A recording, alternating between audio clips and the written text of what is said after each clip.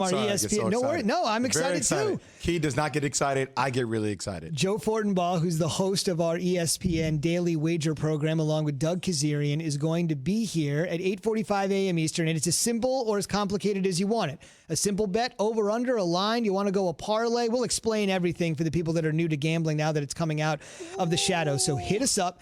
888-SAY-ESPN, 888-729-3776. It could be something as simple as, who do you like tonight, Browns-Bengals with the line? Who do you like between the Carolina Panthers and the Tampa Bay Bucks? Line is -6. I gotta ask. That was quick. That was too quick. I gotta ask him how much I won I know. last week, because I won last week. I need to know how much I won. What did you The win? missed field goal. Oh, you did win that. Because it was like What did you bet? You bet at like $43? No, it was $18.25. Yeah. So I need to know what I made on that. That's the first question for Joe Fortenbaugh. That question and your questions, again, 888-SAY-ESPN, 888-729-3776. This will be a Thursday staple on Keyshawn, J. Will, and Zubin. We're presented by Progressive Insurance. So get on the line now. Get in quickly for Joe Fortenbaugh.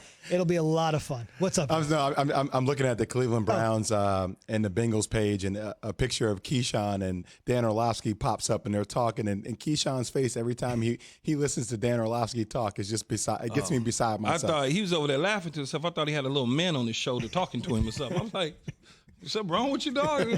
Somebody talking to you? There is certainly something wrong with the Clippers. This is pretty obvious. Yay! Key's happy. His Lakers are in it. Nuggets tomorrow, 9 Eastern, Game 1, ESPN Radio. So, Doc said, listen, after the game, he said, look, we didn't trust each other, which is a little strange. One of the biggest games in franchise history, Game 7 for this iteration of the club, and we don't trust each other. And then he kind of doubled down in the final seconds of the game with what the guys were doing moving towards the sideline. Take a listen to this. I thought conditioning, we kept having to take guys out because they were tired. We're in the playoffs, and you had to do it. Guys were asking to come out, so you had to do it. But that's not typical for Game 7. Jay, I'm just a fan, but haven't the Nuggets played 2 Game 7s? They seem to be okay. And we're down 3-1 in both series. Right, they seem to be okay. That goes to what I said about the tightness and the pressure, right? These dudes are in world-class shape. They could have gone forever. You can't tell me that those dudes were gassed from the beginning of Kawhi Leonard to the end of the bench. They're in top, Jay, am I lying? They're in top-tip shape. I mean, I'm not saying I think they're world-class athletes. I don't know if they're in world-class shape when I think about the Clippers, to be frank with you. Really? Yes. So I would think that they would be in the best shape going. But the tightness and the stress takes something out of you.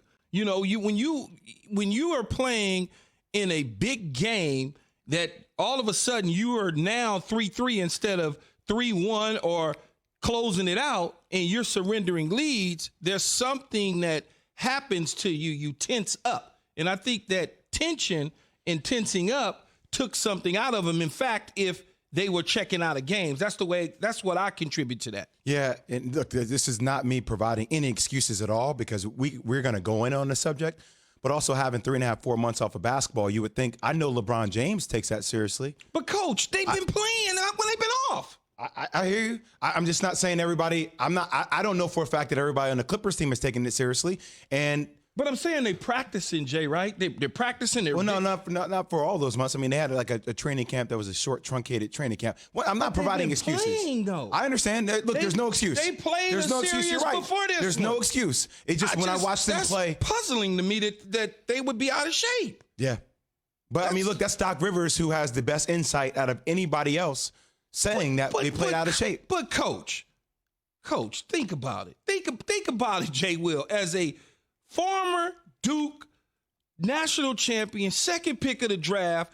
The reason you was the second pick of the draft because you got down in college and you was ready to go at the combine and you played in the NBA. You can't sit here and tell me them dudes is out of shape in the middle of the damn season. Well, regular in shape and playoff shape are two different things. Being playoff ready is different than being regular season ready, especially at the NBA level. And it didn't look like they were in playoff ready shape to me. But that's an indictment on Doc Rivers, though. It is, but that's an indictment Jay, on Doc Rivers. Think about what you just said, though. I know. It's crazy. Think about it, homie, for a minute, what you just said. I went homie on you, so I'm good. I know. You in it. I got it. Yeah, I'm deep in it right now. I see it. I feel like this I'm in the barbershop. But think about what you just said, though. It's a difference between regular season and playoff shape. You was just up 3-1. You surrendered multiple double-digit leads, but you're not in shape. So all of a sudden, you just get gassed in Game 7 in the late fourth quarter.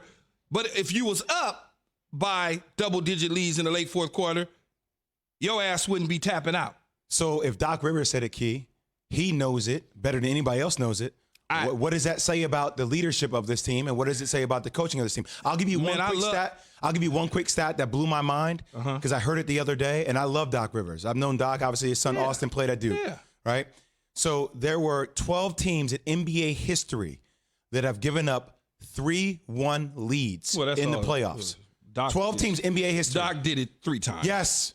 Doc is after this happened. So are all them teams out of shape? No, I'm not saying that.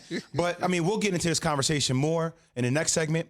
I also think when I think about the best player, like Keyshawn, when I see you walk into a room, your energy permeates to everybody. It translates. LeBron, energy translates to the team. Jimmy Butler, energy translates to the team. Jason Tatum, Kemba Walker, translates to the team. Kawhi Leonard, emotionless, does not translate to the team. Look at your watch, man, and hand it to Zubin. We can talk later. Zubin, we got to go to break. Right. No, we got plenty more to come. We'll get back into it. It's obviously a passionate subject. Keyshawn, J. Will, Zubin, presented by Progressive Insurance. Progressive's Home Quote Explorer, changing the way you buy home insurance. Now you can go online, get a custom quote, and save both time and money.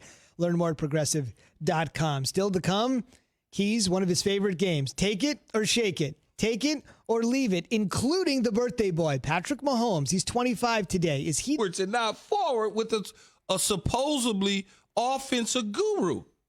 Just not, it doesn't add up to me. And then Mr. Johnson said what he said, Zubin. Yeah, that's Christopher Johnson, the team's controlling owner at the moment. With Woody Johnson, a U.S. ambassador. Let's bring in Damian Woody, ESPN NFL analyst. He would. He played the last 3 years of his career with the Jets. So that's the yin to the yang that Keyshawn mentioned, Damian. Good morning. Essentially, hold on. Before you got your damn internet working, man? Yeah, I heard the service yesterday. It was not good. Hey, no, the service. Oh, come on, man. The service is always A1, but I'm in the building. Okay, that's what's Seaport. up. Yeah. Ooh, so you in the building right okay, now. You in the building. Yeah.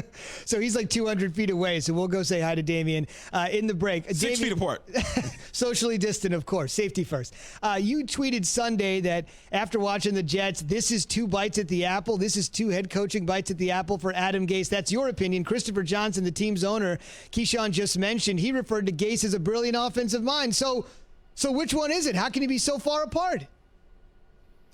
Well, listen. At the end of the day, Christopher Johnson, he's paying the big bill, so I can't say anything about that. But I know what my eyes is telling me. Listen, Adam Gase, and I'm throwing out Peyton Manning. Adam Gase, when he's controlling the offense, when he's been the primary play caller, he hasn't had an offense ranked over 17th in the National Football League, not even in the top half of the league. Okay. He goes down to Miami, gets fired down there. Then he gets another bite of the apple right after that.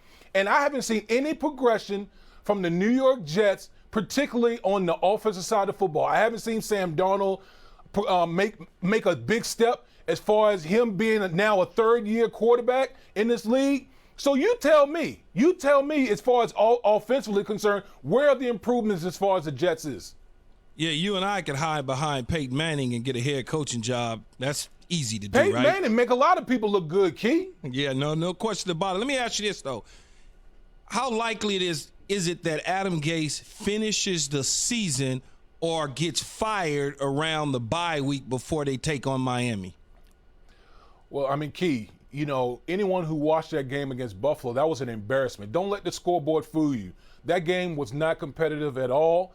And if you string together these type of performances, if you're a head coach, man, I think as an organization, you're going to have to make a move at some point. So, listen, they got San Francisco this week, and if they don't show any improvement, man, this fan base, Key, this fan base, they're just not going to tolerate it. Not going to tolerate their team looking like an embarrassment on TV. The team, I guess you say across the river? Is that what you say when you talk about the Giants? Is it across the river?